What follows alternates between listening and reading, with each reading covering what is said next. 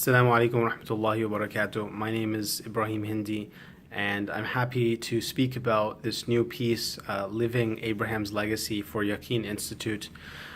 This piece really discusses some important subjects with regards to rituals and particularly the Hajj. A lot of people, they wonder what's the point of having rituals in this modern age, in this modern world where we have, scientific advancement. What's the point of having these old traditional rituals? And so in this piece, we discuss the purposes behind rituals. Why do rituals exist and how they continue to exist throughout the majority of our lives, whether you're graduating from school or you're getting married or you're even having a handshake, you're shaking hands with someone. Rituals involved in all of this.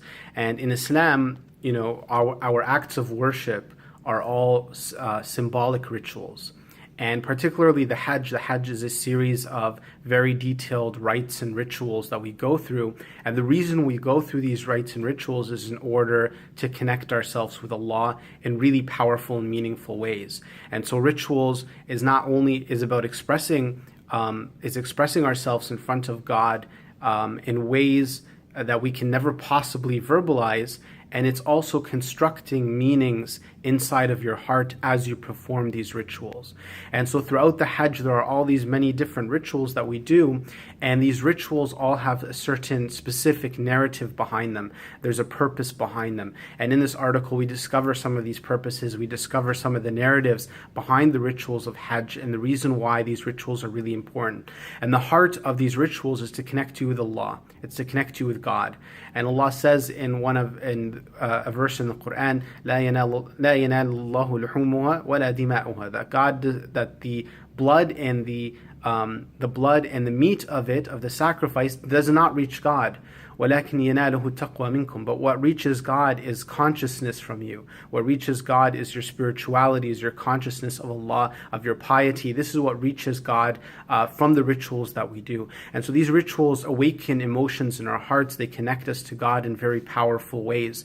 And throughout the narrative and the story of the Hajj and the rituals and the rites of the Hajj, we see the sacrifice of Abraham, of his wife Hajar, and the way that they were able to sacrifice everything that was dear to them in order to connect themselves with God.